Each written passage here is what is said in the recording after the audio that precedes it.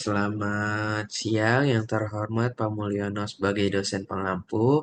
Nama saya Sander Stanley dari Prodi Akuntansi. Di sini saya akan mempresentasikan tentang penyelesaian sengketa bisnis di luar pengadilan.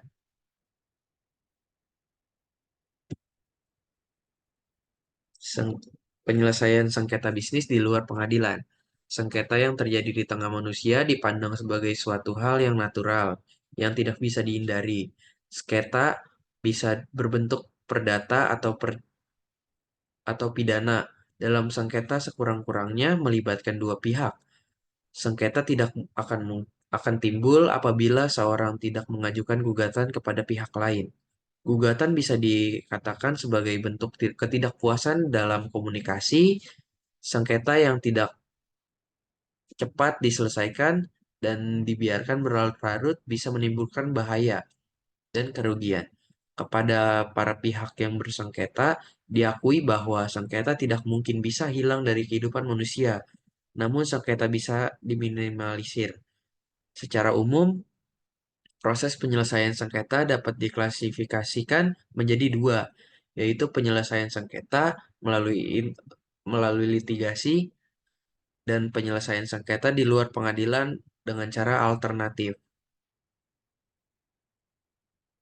Tujuan ADR untuk meringankan atau menghilangkan tumpukan perkara, biaya, dan penundaan di pengadilan untuk menyelesaikan penyelesaian sengketa yang efektivitas dalam penyelesaian sengketa pihak yang bersengketa untuk meningkatkan keterlibatan masyarakat dalam proses pengadilan sengketa untuk memudahkan akses kepada keadil.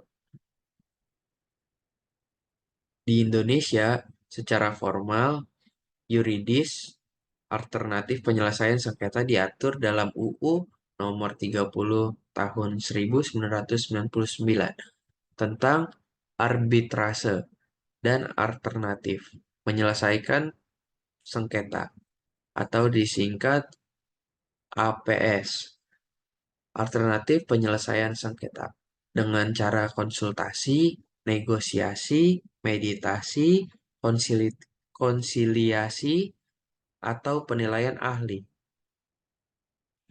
Negosiasi.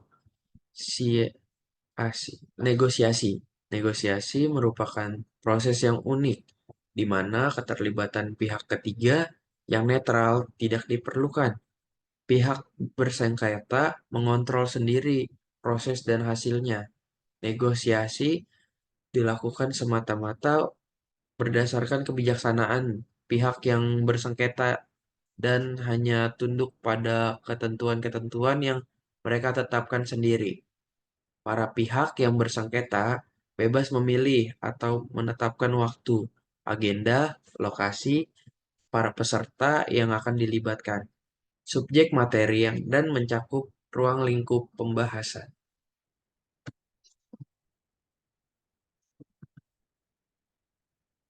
Mediasi. Mediasi adalah mekanisme yang populer digunakan dalam penyelesaian sengketa.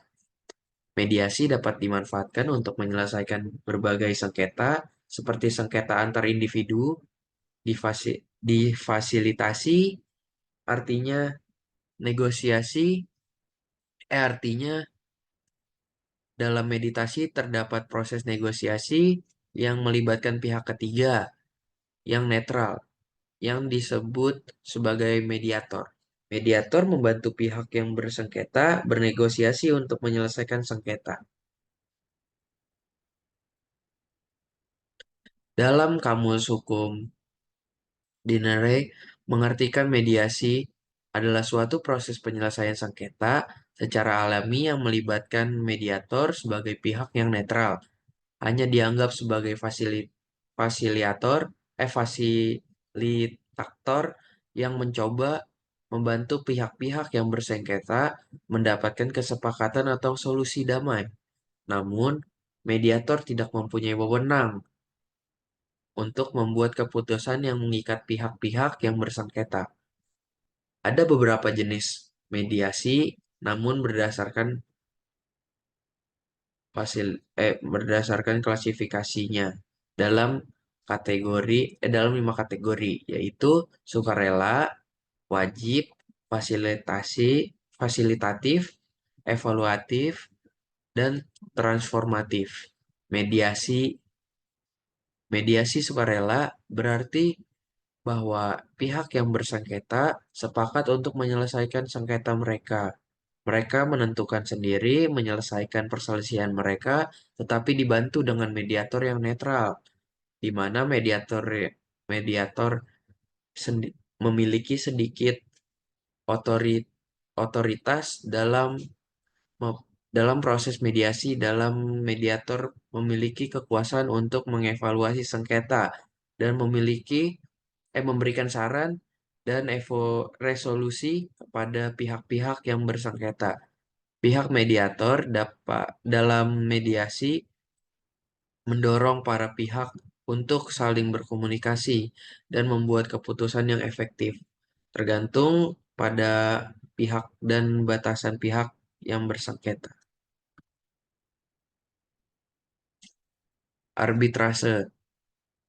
Menurut pasal 1 angka 1 Undang-Undang nomor 30 tahun 1999 tentang AAPS, arbitrase adalah cara menyelesaikan suatu sengketa perdata di luar pengadilan umum didasarkan pada perjanjian arbitrase dibuat secara tertulis oleh para pihak bersengketa.